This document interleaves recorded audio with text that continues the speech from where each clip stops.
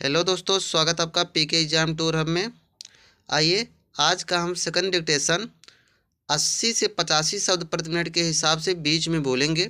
इसमें क्या होता है कि जो 80 से 85 हम मैटर ले जाते हैं, इसमें जो एग्जामिनर मैटर फ्लक्चुएट करता है, जो कहीं पे 80 बोल देगा, कहीं पे 81, कहीं पे 79, कहीं पे 85। इससे ज़्यादा मैटर एग्जाम में फ्लक्चुएट नहीं होता है। हम उतना ही मेंटेन लेके चलते हैं जितना कि आपको एग्जाम में मिलने में मैटर लिखने में आसानी हो सके। चलिए, जिन साथियों ने चैनल को सब्सक्राइब नहीं किया है, आप लोग सब्सक्राइब करके हमसे जुड़िए और डेली मैटर 2-3 मैटर, अब कल से मैटर हम 8 और बढ़ा देंगे, चाहे रामधारी का ले लेंगे, कोई अदर मैटर ले लेंगे। इससे क्या होगा कि आप जो अपनी यूपी ट्रिपल एस सी या यूपी एस आई के एग्ज़ाम की तैयारी को ध्यान में रखते हुए आप आराम से तैयारी हमारे साथ जुड़ के करिए। कहीं आपको भटकने की ज़रूरत नहीं कि कौन सा मैटर लिखें, यहाँ पे सब मैटर आराम से आपको मिलता रहेगा। आप मैटर केवल लिखिए। मैटर आप लिखने के बाद आप लोग ट्रांसक्राइब कर लिया करिए। इससे क्या होगा, आपकी गलती जो सुधार होगी और स्पीड बढ़ेगी। चलिए, मैटर 5 सेकंड बाद स्टार्ट होगी।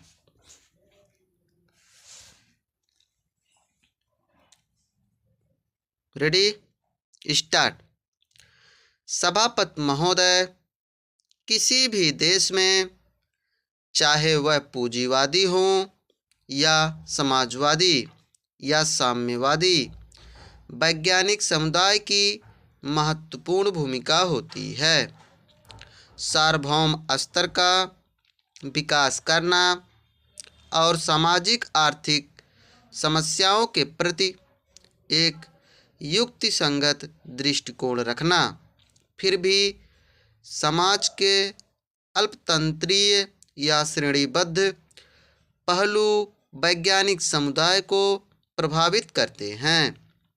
अतः जब तक हम वैज्ञानिक परंपरा और अपने से ऊपर वाले से पड़ने वाले दबावों का मुकाबला करने हेतु अपने इस दायित्व के प्रति जागरूक नहीं होंगे, तब तक वे अपना ऐसा समुदाय नहीं बना सकते हैं जिसकी विशेषता वास्तव में वैज्ञानिक हो।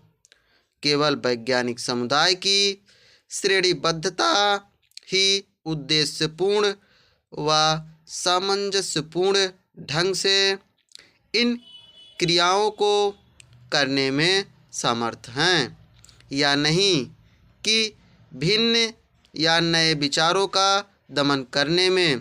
पैराचेन स्पष्ट है कि एक बार कुछ फैसले हो जाने पर वैज्ञानिक समुदाय के हर व्यक्ति को अपने अपने नियत काम को पूरा करने के लिए अपनी अधिकतम योग्यता के अनुसार पूरी तरह से एकजुट होकर काम करना चाहिए।